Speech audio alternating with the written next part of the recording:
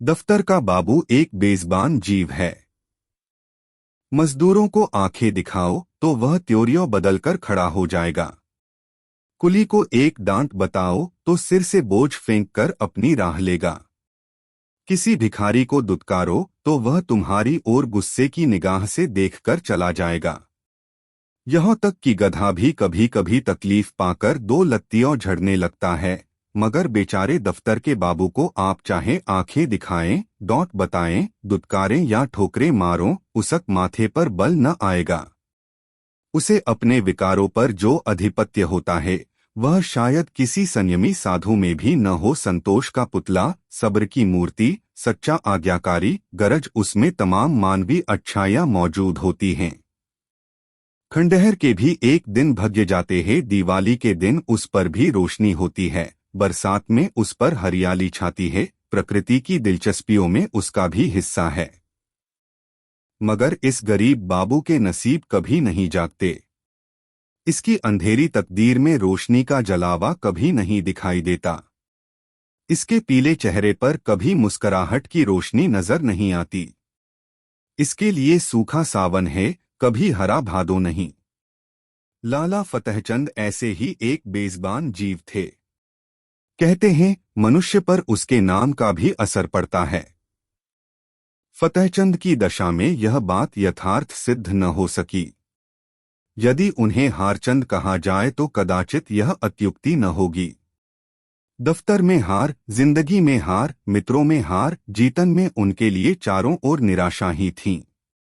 लड़का एक भी नहीं, लड़कियों तीन, भाई एक भी नहीं, भौजाइयों दो, गौंठ में कौड़ी नहीं, मगर दिल में आया और मुरव्वत सच्चा मित्र एक भी नहीं। जिससे मित्रता हुई उसने धोखा दिया। इस पर तंदुरुस्ती भी अच्छी नहीं। 32 साल की अवस्था में बाल खिचड़ी हो गए थे। आंखों में ज्योति नहीं, हाजमा चौपट, चेहरा पीला, गाल चिपके, कमर झुकी हुई, न दिल में हिम्मत न कलेजे में ताकत। 9 बजे दफ्तर जाते और 6 बजे शाम को लौटकर घर आते। फिर घर से बाहर निकलने की हिम्मत न पड़ती। दुनिया में क्या होता है इसकी उन्हें बिल्कुल खबर न थी। उनकी दुनिया लोक परलोक जो कुछ था दफ्तर था। नौकरी की खैर मनाते और जिंदगी के दिन पूरे करते थे। न धर्म से वास्ता था, न दीन से नाता। न कोई मनोरंजन था, न खेल। ताश खेले हुए भी शायद एक मुद्दत गुजर गई थी। जाड़ों के दिन थे। आकाश पर कुछ कुछ बादल थे। फतेहचंद 5:30 बजे दफ्तर से लौटे तो चिराग जल गए थे। दफ्तर से आकर वह किसी से कुछ न बोलते, चुपके से चारपाई पर लेट जाते और 15-20 मिनट तक बिना हिले डुले पड़े रहते। तब कहीं जाकर उनके मुंह से आवाज निकलती। आज भी प्रतिदिन की तरह वे चुपचाप पड़े थे कि एक ही मिनट में बाहर से किसी ने पुकारा। छोटी लड़की ने जाकर पूछा तो मालूम हुआ कि दफ्तर का चपरासी है। शारदा पति के मुंह हाथ धाने के लिए लोटा गिलास मौंज रही थी। बोली, उससे कह दे क्या काम है। अभी तो दफ्तर से आए ही हैं और बुलावा आ गया है। चपरासी ने कहा है अभी फिर बुला लाओ, कोई बड़ा जरूरी काम है। फतेहचंद की खामोशी टूट गई। उन्होंने सिर उठाकर पूछा, क्या बात है। शारदा, कोई नहीं, दफ्तर का चपरासी है। फतेहचंद ने सहम कर कहा, दफ्तर का चपरासी? क्या साहब ने बुलाया है? शारदा हाँ कहता है, साहब बुला रहे हैं। यह कैसा साहब है तुम्हारा, जब देखा बुलाया करता है। सवेरे के गए गए अभी मकान लौटे हो, फिर भी बुलाया आ गया। फतेहचंद न संभल कर कहा, जरा सुन लूं, किस लिए बुलाया है। मैंने सब काम खत्म कर दिया था, अभी आता हूं। शारदा, जरा जलपान तो करते जाओ, चपरासी से बातें करने लगोगे तो तुम्हें अंदर आने की याद भी न रहेंगी। यह कहकर वह एक प्याली में थोड़ी सी दालमोट और सेव लाई। फतेहचंद उठकर खड़े हो गए। किंतु खाने की चीजें देखकर है चारपाई पर बैठ गए और प्याली की ओर चाव से देखकर चारपाई पर बैठ गए और प्याली की ओर चाव से देखकर डरते हुए बोले, लड़कियों को दे दिया है न? शारदा ने आंखें चढ़ाकर कहा, हाँ दे दिया है, तुम तो खाओ। इतने में चपरासी ने फिर पुकारा, बाबूजी, हमें बड़ी देर हो रही है। शारदा, कह क्यों नहीं देते कि इस वक्त न आएंगे। फतहचंद ने जल्दी जल्दी दालमोट की 2-3 फंकियां लगाई, एक गिलास पानी पिया और बाहर की तरफ दौड़े। शारदा पान बनाती ही रह गई। चपरासी ने कहा, बाबूजी, आपने बड़ी देर कर दी, अब जरा लपक चलिए, नहीं तो जाते ही डॉट बताएगा। फतहचंद ने 2 कदम दौड़कर कहा, चलेंगे तो भाई आदमी ही की तरह चाहे डॉट लगाएं या दांत दिखाएं, हमसे दौड़ा नहीं जाता। बंगले ही पर है न। चपरासी, भला वह दफ्तर क्यों आने लगा? बादशाह है कि दिल लगी? चपरासी तेज चलने का आदी था। बेचारे बाबू फतहचंद धीरे धीरे जाते थे। थोड़ी ही दूर चलकर हौफ उठे, मगर मर्द तो थे ही, यह कैसे कहते कि भाई जरा और धीरे चलो। हिम्मत करके कदम उठाते जाते थे, यहाँ तक कि जोंघों में दर्द होने लगा और आधा रास्ता खत्म होते होते पैरों ने उठने से इनकार कर दिया। सारा शरीर पसीने से तर हो गया, सिर में चक्कर आ गया, आंखों के सामने तितलियां उड़ने लगीं। चपरासी ने ललकारा, जरा कदम बढ़ाए चलो बाबू। फतहचंद बड़ी मुश्किल से बोले, तुम जाओ, मैं आता हूं। वे सड़क के किनारे पटरी पर बैठ गए और सिर को दोनों हाथों से थामकर दम मारने लगे। चपरासी ने इनकी यह दशा देखी तो आगे बढ़ा। फतहचंद डरे कि यह शैतान जाकर न जाने साहब से क्या कह दे तो गजब ही हो जाएगा। जमीन पर हाथ टेक कर उठे और फिर चले, मगर कमजोरी से शरीर हौफ रहा था। इस समय कोई बच्चा भी उन्हें जमीन पर गिरा सकता था। बेचारे किसी तरह गिरते पड़ते साहब बंगले पर पहुंचे। साहब बंगले पर टहल रहे थे, बार बार फाटक की तरफ देखते थे और किसी को अतो न देखकर मन में झल्लाते थे। चपरासी को देखते ही आंखें निकालकर बोल, इतनी देर कहाँ था? चपरासी ने बरामदे की सीढ़ी पर खड़े खड़े कहा, हुजूर, जब वह आए तब तो मैं दौड़ा चला आ रहा हूं। साहब ने पैर पटक कर कहा, बाबू क्या बोला? चपरासी, आ रहे हैं हुजूर, घंटा भर में तो घर में से निकले। इतने में फतहचंद अहाते के तार के अंदर से निकलकर वहां आ पहुंचे और साहब को सिर झुककर सलाम किया।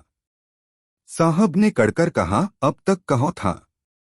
फतहचंद ने साहब का तमतमाया चेहरा देखा तो उनका खून सूख गया। बोले, हुजूर, अभी अभी तो दफ्तर से गया हूं। जो ही चपरासी ने आवाज दी, हाजिर हुआ। साहब, झूठ बोलता है, झूठ बोलता है, हम घंटे भर से खड़ा है। फतहचंद, हुजूर, मैं झूठ नहीं बोलता। आने में जितनी देर हो गई हो, मगर घर से चलने में मुझे बिल्कुल देर नहीं हुई। साहब ने हाथ की छड़ी घुमाकर कहा, चुप रह सुअर, हम घंटा भर से खड़ा है, अपना कान पकड़ो। फतहचंद ने खून की घंट पीकर कहा, हुजूर, मुझे 10 साल काम करते हो गए कभी। साहब, चुप रह सुअर, हम कहता है कि अपना कान पकड़ो। फतहचंद, जब मैंने कोई कसूर किया हो? साहब, चपरासी, इस सुअर का कान पकड़ो। चपरासी ने दबी जबान से कहा, हुजूर, यह भी मेरे अफसर हैं, मैं इनका कान कैसे पकड़ूं? साहब, हम कहता है इसका कान पकड़ो, नहीं हम तुमको हंटरों से मारेगा। चपरासी, हुजूर, मैं यहाँ नौकरी करने आया हूँ, मार खाने नहीं। मैं भी इज्जतदार आदमी हूँ। हुजूर, अपनी नौकरी ले लें। आप जो हुक्म दें वह बजा लाने को हाजिर हूँ, लेकिन किसी की इज्जत नहीं बिगाड़ सकता। नौकरी तो 4 दिन की है। 4 दिन के लिए क्यों जमाने भर से बिगाड़ करें? साहब अब क्रोध को न बर्दाश्त कर सके, हंटर लेकर दौड़े। चपरासी ने देखा यहाँ खड़ रहने में खैरियत नहीं है तो भाग खड़ा हुआ। फतहचंद अभी तक चुपचाप खड़े थे। चपरासी को न पाकर उनके पास आया और उनके दोनों कान पकड़कर हिला दिया। बोला, तुम सुअर, गुस्ताखी करता है, जाकर ऑफिस से फाइल लाओ। फतहचंद ने कान हिलाते हुए कहा, कौन सा फाइल? तुम बहरा है, सुनता नहीं? हम फाइल मांगता है। फतहचंद ने किसी तरह दिलेर होकर कहा, आप कौन सा फाइल मांगते हैं? साहब, वही फाइल जो हम मांगता है, वही फाइल लाओ, अभी लाओ। बेचारे फतहचंद को अब और कुछ पूछने की हिम्मत न हुई। साहब बहादुर एक तो यूं ही तेजमिजाज थे, इस पर हुकूमत का घमंड और सबसे बढ़कर शराब का नशा। हंटर लेकर पिल पड़ते तो बेचारे क्या कर लेते। चुपके से दफ्तर की तरफ चल पड़े। साहब ने कहा, दौड़ कर जाओ, दौड़ो। फतहचंद ने कहा, हुजूर, मुझसे दौड़ा नहीं जाता। साहब, ओ तुम बहुत सुस्त हो गया है, हम तुमको दौड़ना सिखाएगा। दौड़ो। पीछे से धक्का देकर, तुम अब भी नहीं दौड़ेगा? यह कहकर साहब हंटर लेने चले। फतहचंद दफ्तर के बाबू होने पर भी मनुष्य ही थे। यदि वह बलवान होते तो उस बदमाश का खून पी जाते। अगर उनके पास कोई हथियार होता तो उस पर जरूर चला देते, लेकिन उस हालत में तो मार खाना ही उनकी तकदीर में लिखा था। वे बेतहाश भागे और फाटक से बाहर निकलकर सड़क पर आ गए। फतहचंद दफ्तर न गए। जाकर करते ही क्या? साहब ने फाइल का नाम तक न बताया। शायद नशा में भूल गया। धीरे धीरे घर की ओर चले, मगर इस बेइज्जती ने पैरों में बेड़ियां सी डाल दी थीं। माना कि वह शारीरिक बल में साहब से कम थे, उनके हाथ में कोई चीज भी न थी, लेकिन क्या वह उसकी बातों का जवाब न दे सकते थे?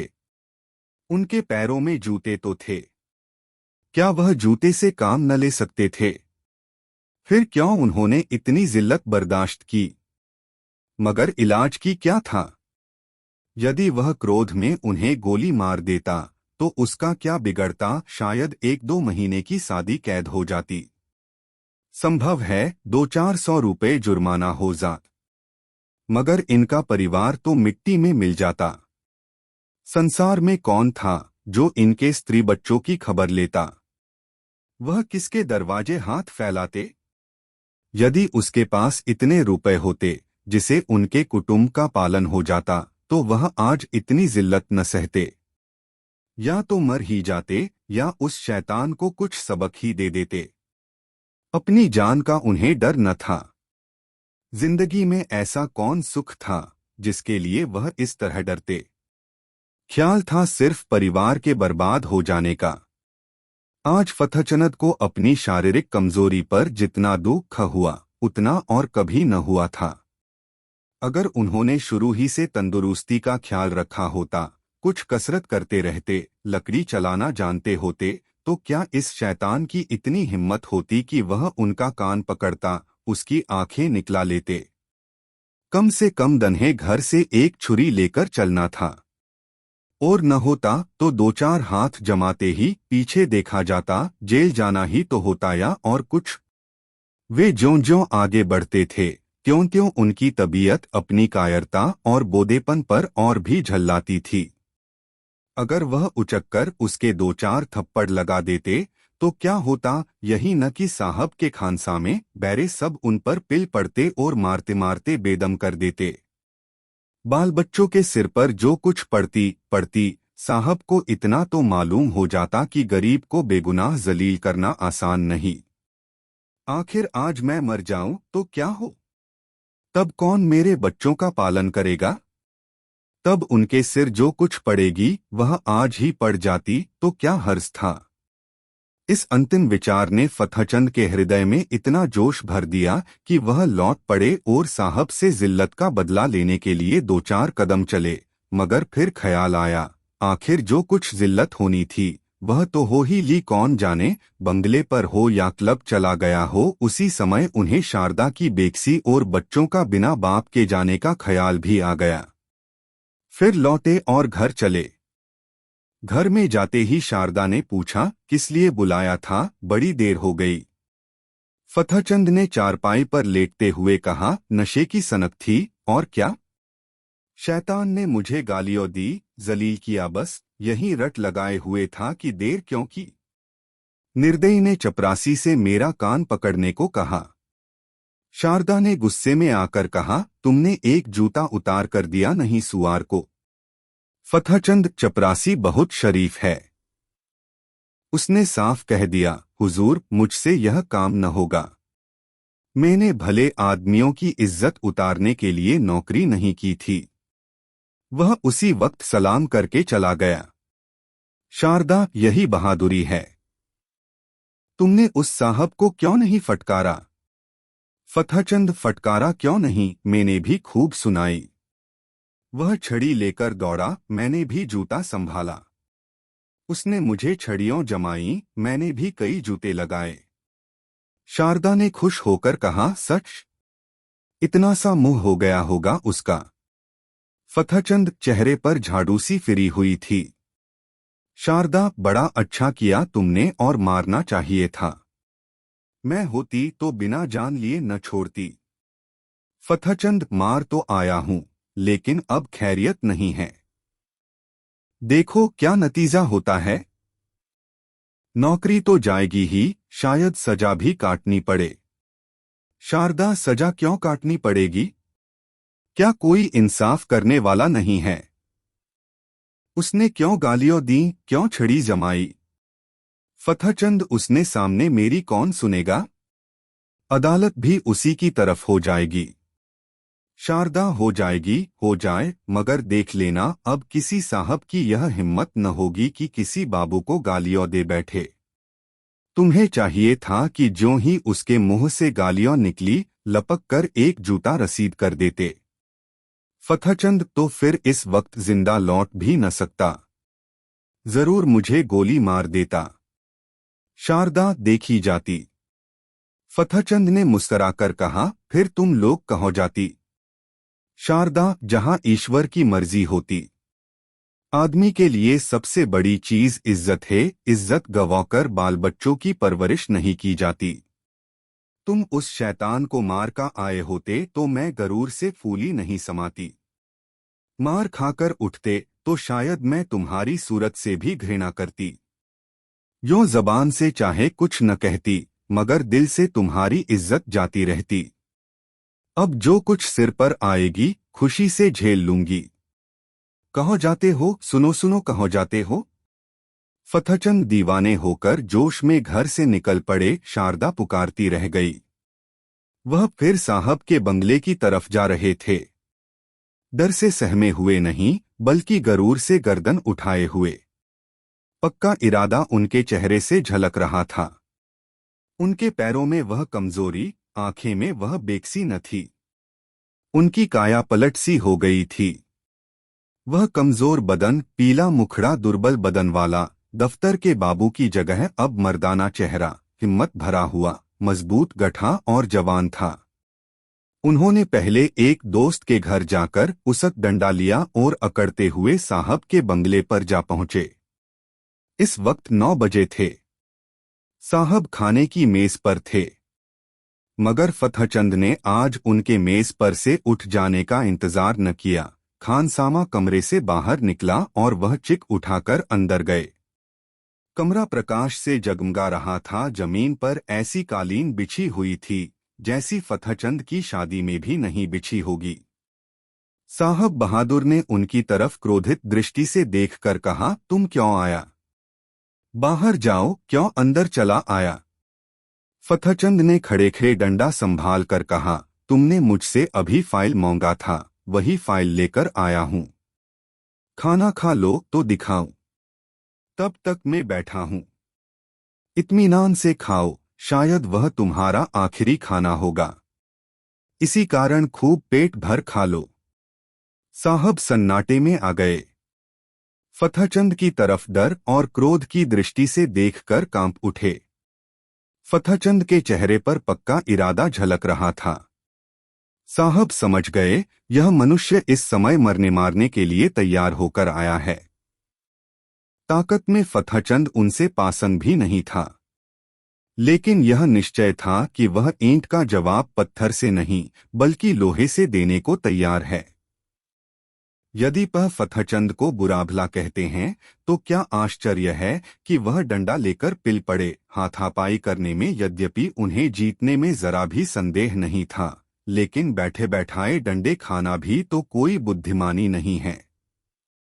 कुत्ते को आप डंडे से मारिए, ठुकराइए, जो चाहे कीजिए, मगर उसी समय तक जब तक वह गुर्राता नहीं। एक बार गुर्रा कर दौड़ पड़े तो फिर देखे आप हिम्मत कहाँ जाती हैं। यही हाल उस वक्त साहब बहादुर का था, जब तक यकीन था कि फतहचंद घुड़की, गाली, हंटर, ठाकर सब कुछ खामोशी से सह लेगा। तब तक आप शेर थे, अब वह त्योरिया बदले, डंडा संभाले बिल्ली की तरह घात लगाए खड़ा है। जबान से कोई कड़ा शब्द निकला और उसने डंडा चलाया। वह अधिक से अधिक उसे बर्खास्त कर सकते हैं। अगर मारते हैं तो मार खाने का भी डर है। उस पर फौजदारी में मुकदमा दायर हो जाने का संदेशा, माना कि वह अपने प्रभाव और ताकत को जेल में डलवा देंगे, परंतु परेशानी और बदनामी से किसी तरह न बच सकते थे। एक बुद्धिमान और दूरंदेश आदमी की तरह उन्होंने यह कहा, ओहो, हम समझ गया, आप हमसे नाराज हैं। हमने क्या आपको कुछ कहा है? आप क्यों हमसे नाराज हैं? फतहचंद ने तन करी कहा, तुमने अभी आधे घंटा पहले मेरे कान पकड़े थे और मुझसे सैकड़ों उलझलूल बातें कही थीं। क्या इतनी जल्दी भूल गए? साहब, मैंने आपका कान पकड़ा। आहा हा हा हा। क्या मजाक है? क्या मैं पागल हूं या दीवाना? फतहचंद, तो क्या मैं झूठ बोल रहा हूं? चपरासी गवाह है। आपके नौकर चाकर भी देख रहे थे। साहब, कब की बात है? फतहचंद, अभी अभी, कोई आधा घंटा हुआ। आपने मुझे बुलवाया था और बिना कारण मेरे कान पकड़े और धक्के दिए थे। साहब, ओ बाबूजी, उस वक्त हम नशा में था। बेहरा ने हमको बहुत दे दिया था। हमको कुछ खबर नहीं क्या हुआ माई गाय। हमको कुछ खबर नहीं। फतहचंद, नशा में अगर तुमने गोली मार दी होती तो क्या मैं मर न जाता? अगर तुम्हें नशा था और नशा में सब कुछ मुआफ है तो मैं भी नशे में हूं। सुनो मेरा फैसला, या तो अपने कान पकड़ो कि फिर कभी किसी भले आदमी के संग ऐसा बर्ताव न करोगे, या मैं आकर तुम्हारे कान पकड़ूंगा। समझ गए कि नहीं? इधर उधर हिलो नहीं। तुमने जगह छोड़ी और मैंने डंडा चलाया। फिर खोपड़ी टूट जाए तो मेरी खता नहीं। मैं जो कुछ कहता हूं वह करते चलो, पकड़ो कान। साहब ने बनावटी हंसी हंसकर कहा, वे बाबूजी, आप बहुत दिल लगी करता है। अगर हमने आपको बुरा बात कहता है तो हम आपसे माफी मांगता है। फतहचंद, डंडा तौलकर नहीं, कान पकड़ो। साहब आसानी से इतनी जिल्लत न सह सके। लपक कर उठे और चाहा कि फतहचंद के हाथ से लकड़ी छीन लें, लेकिन फतहचंद गाफिल न थे। साहब मेज पर से उठने न पाए थे कि उन्होंने डंडे का भरपूर और तुला हुआ हाथ चलाया। साहब तो नंगे सिर थे ही, चोट सिर पर पड़ गई। खोपड़ी भन्ना गई। 1 मिनट तक सिर को पकड़े रहने के बाद बोले, हम तुमको बर्खास्त कर देगा। फतहचंद, इसकी मुझे परवाह नहीं, मगर आज मैं तुमसे बिना कान पकड़ाए नहीं जाऊंगा। कान पकड़कर वादा करो कि फिर किसी भले आदमी के साथ ऐसा बेअदबी न करोगे, नहीं तो मेरा दूसरा हाथ पड़ना ही चाहता है। यह कहकर फतहचंद ने फिर डंडा उठाया। साहब को अभी तक पहली चोट न भूली थी। अगर कहीं यह दूसरा हाथ पड़ गया तो शायद खोपड़ी खुल जाए। कान पर हाथ रखकर बोले, अब आप खुश हुआ? फिर तो कभी किसी को गाली न दोगे? कभी नहीं। अगर फिर कभी ऐसा किया तो समझ लेना मैं कहीं बहुत दूर नहीं हूं। अब किसी को गाली न देगा। अच्छी बात है, अब मैं जाता हूं, आपसे मेरा इस्तीफा है। मैं कल इस्तीफा में यह लिखकर भेजूंगा कि तुमने मुझे गालियां दी, इसलिए मैं नौकरी नहीं करना चाहता, समझ गए? साहब, आप इस्तीफा क्यों देता है? हम तो बर्खास्त नहीं करता। फतहचंद, अब तुम जैसे पाजी आदमी की मातहती नहीं करूंगा। यह कहते हुए फतहचंद कमरे से बाहर निकले और बड़े इत्मीनान से घर चले। आज उन्हें सच्ची विजय की प्रसन्नता का अनुभव हुआ। उन्हें ऐसी खुशी कभी नहीं प्राप्त हुई थी। यही उनके जीवन की पहली जीत थी।